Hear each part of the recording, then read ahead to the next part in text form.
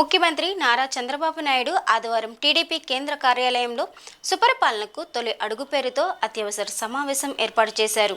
ఈ భేటీకి మంత్రులు, ఎంపీలు, ఎమ్మెల్యేలు, ఎమ్మెల్సీలతో చంద్రబాబు కీలక సమావేశం నిర్వహించారు. జూలై 2వ తేదీ నుండి ప్రజల్లోకి కూటమి నేతలు వెళ్లేలా సరికొత్త కార్యక్రమానికి శ్రీకారం చుట్టనున్నారు.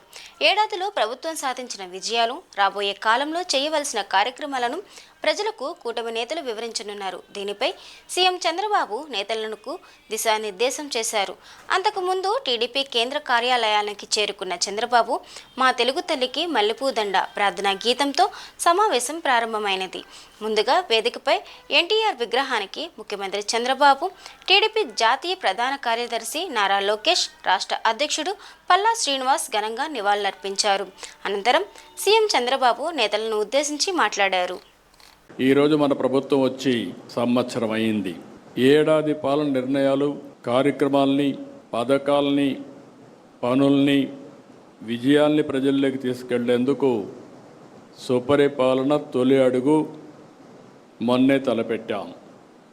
మొదటి సంవత్సరం సుపరిపాలన తొలి అడుగు అనే పేరుతో పెట్టి మళ్ళీ ప్రజల జీవన ప్రమాణాలు పెంచడానికి, పునరంకితం కావడానికి మొన్నే ఒక వినూత్నమైన కార్యక్రమానికి శ్రీకారం చుట్టాం.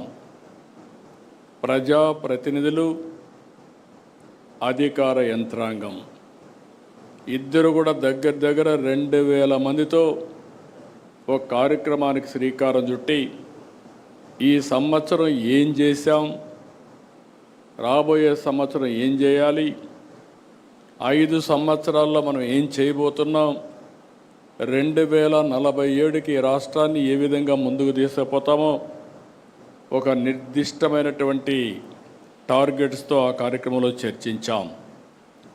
ఇందులో కూడా మీరు ఒక్కసారి చూస్తే ఇక్కడ ఉండే వాళ్ళందరం కూడా పాలసీ మేకర్స్. ఇటు శాసనసభలో చట్టాలు తేవాలన్నా, పార్లమెంట్లో చట్టాలు తేవాలన్నా ఇక్కడ మనకు ఒక ప్రత్యేకత ఉంది. ఇక్కడ అసెంబ్లీలో మనం ఒకసారి చూస్తే మనం ఒక ఎన్డీఏ గవర్నమెంట్లో ఉన్నాం. కూటమి ప్రభుత్వం ఉంది. ఈ కూటమి ప్రభుత్వంలో మెయిన్ పార్టీ తెలుగుదేశం పార్టీ, ఇంకొక పక్క జనసేన, అదే మరిగా బీజేపీ ముగ్గురం కూడా ఉన్నాం. ఈ ముగ్గురు 3 పార్టీలు కలిసి ఎప్పటికప్పుడు సమన్వయంతో ముందుకు పోతున్నాం. మనం అందరం ఒక్క విషయం గుర్తుపెట్టుకోవాల్సిన అవసరం ఉంది. 5 సంవత్సరాలు ఈ రాష్ట్రంలో అనేక ఇబ్బందులు పడ్డాం. ప్రజలు కూడా అనేక ఇబ్బందులు పడ్డారు. అడుగడుగున అణచివేసే ధోరణితో ముందుకు పోతే మనం అందరం కలిసి, ఆ రోజు నేను కానీ, పవన్ కళ్యాణ్ గారు కానీ, బీజేపీ కానీ అందరం కలిసి విధ్వంసం నుంచి మళ్ళీ వికాసం వైపు రాష్ట్రాన్ని పునర్నిర్మాణం చేస్తామని చాలా స్పష్టమైన హామీ ఇచ్చాం. దీన్ని నమ్మారు. నమ్మడమే కాదు, నేను రాజకీయాల్లో చూస్తే తెలుగుదేశం పార్టీ అనేక సందర్భాల్లో ఒక దిగ్విజయాల్ని సాధించాం. కానీ అవన్నీ కంపేర్ చేసుకుంటే 94% స్ట్రైక్ రేటుతో మొన్న ఎన్నికల్లో అఖండ విజయాన్ని సాధించి పెట్టారంటే అది మన మీద ఉండే నమ్మకం అని మరొక్కసారి మీ అందరికీ విజ్ఞప్తి చేస్తున్నా. ఆ నమ్మకాన్ని, ప్రజల్ని, ఆశల్ని, యాస్పిరేషన్స్ని కాపాడుకోవాల్సిన బాధ్యత మన పైన ఉంది. ఏ ప్రభుత్వం అయినా సరే చేసిన పనులు చెప్పుకోవాలి. ఏ నాయకుడైనా సరే ప్రజల్లోకి వెళ్ళడంలో నామోషి పడకూడదు. పదే మీరు ఎంత తిరగగలిగితే అంత మీరు రాణించే పరిస్థితి ఉంటుంది. ప్రజలకు మీరు ఎంత అందుబాటులో ఉంటే ప్రజలు మిమ్మల్ని ఆదరించే పరిస్థితి వస్తుంది. ఈ విషయం మనం గుర్తుపెట్టుకోవాలి. పని చేయడం ఒక ఎత్తు, ప్రజలకు అందుబాటులో ఉండడం ఇంకొక ఎత్తు. మనం చేసిన పనులు పదే ప్రజలకు చెప్పడం కూడా ఇంకొక విధానం.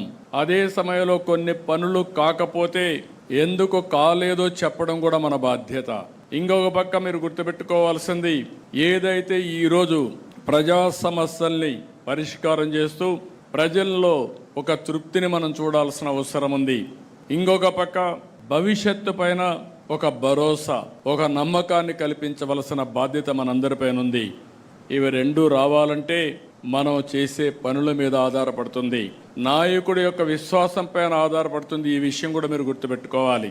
మొన్న ఎన్నికల్లో ఎన్ని విన్యాసాలు చేసినా, ఎన్ని దౌర్జన్యాలు చేసినా నిలబడుకున్నాం, పోరాడాం, సఫర్ అయ్యాం. కానీ ప్రజలు మేమున్నామని అండగా నిలబడి, మొన్న చూస్తే నేను నా చరిత్రలో చాలా ఎన్నికలు చూశాను, కానీ ఫస్ట్ టైం మొన్న ఎన్నికలు నేను చూస్తే ఎక్కడ కూడా వీలైనంత వరకు తప్పులు చేయకుండా స్ట్రాటజీలో ముందుకు పోయాం. అలయన్స్ దగ్గర నుంచి, అభ్యర్థుల ఎంపిక దగ్గర నుంచి నిర్మోహమాటంగా అందరికీ చెప్పవలసిన విషయాలు చెప్పాం. గెలిపే ధ్యేయంగా ఆలోచించాం. అందుకే మీరు ఒక్కసారి చూస్తే మొన్న ఎన్నికల్లో దగ్గర చాలామంది కొత్త వాళ్ళు, పార్లమెంట్ అయితే మెజారిటీ కొత్త వాళ్ళు, అసెంబ్లీ కూడా మెజారిటీ కొత్త వాళ్ళు, ఫస్ట్ టైం వచ్చిన వాళ్ళు చాలామంది వచ్చారు. రెండోది మీరు చూస్తే సోషల్ రీఇంజనీరింగ్ చేశాం. రాష్ట్రంలో మొట్టమొదటిసారిగా జనాభా దామాషా ప్రకారం అన్ని మతాలకి, అన్ని కులాలకి, ప్రత్యేక అన్ని ప్రాంతాల్లో న్యాయం చేయాలనుకున్నాం. న్యాయం కూడా చేశాం.